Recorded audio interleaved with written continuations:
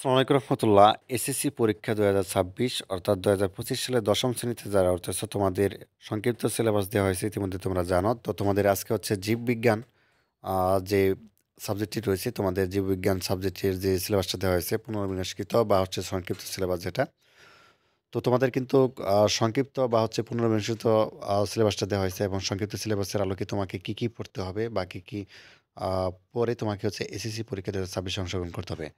তো যেহেতু তুমি ১ বছর পড়াশোনা করবে ক্লাস 10 এর, তাই না? এজন্যই হচ্ছে তোমাদের পুনর্বিন্যাসকৃত বা হচ্ছে সংক্ষিপ্ত সিলেবাসটা দেওয়া হয়েছে।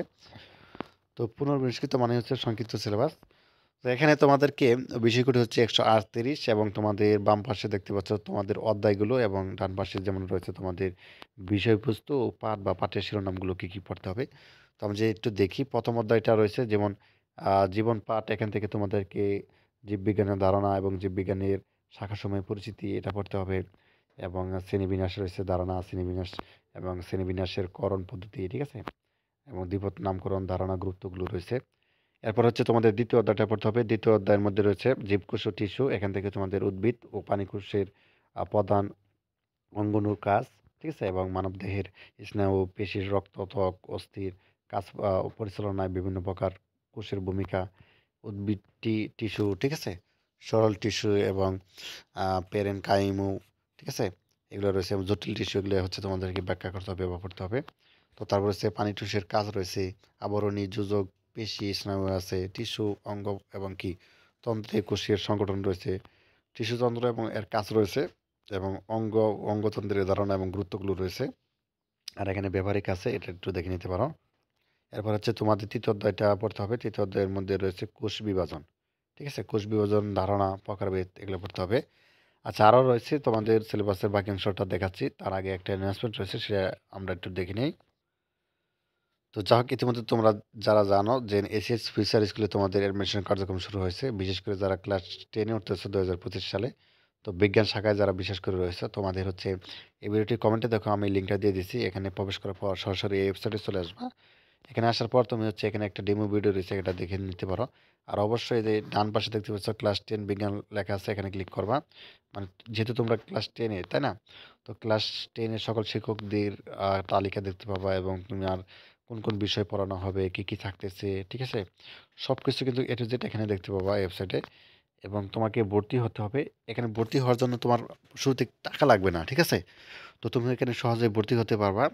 অর্থাৎ একটা ফোন নাম্বার দিয়ে ওটিপি দিয়ে এগিয়ে যাবা এবং পরবর্তী সময়ে তুমি যখন কোনো কোর্স কিংবা হয়তোবা কোনো গোল্ড কোর্সটা নিতে পারো বা হচ্ছে কেউ সিলভার কোর্সটা নিতে পারো।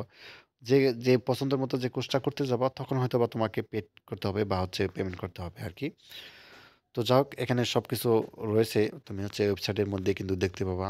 এই যে এখানে কোর্স সম্পর্কিত প্রশ্নাবলী দেওয়া আছে। এখানে A to Z সবকিছু দেখে নিতে পারো। ঠিক আছে?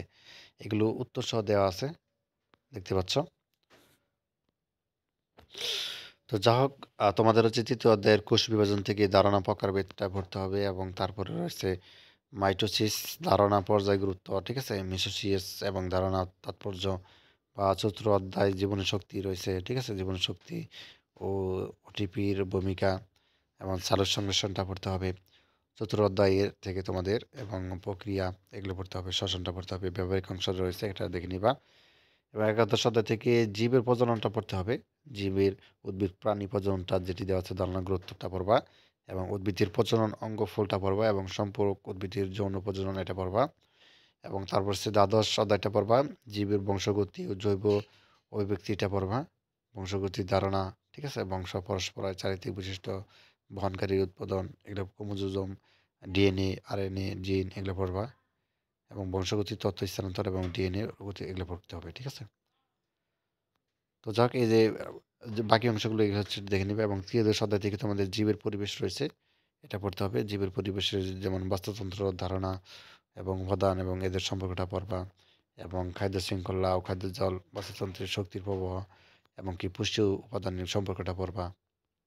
এই সব কিছু পড়তে হবে এবং তারপর হচ্ছে ব্যবহারিক অংশ। ব্যবহারিক অংশ এগুলো করতে হবে আরকি। দেখেন দেখতে পাচ্ছ যেগুলো, এগুলো হচ্ছে তোমাদের জন্য ব্যবহারিক অংশ এবং বিশেষ দ্রষ্টব্য।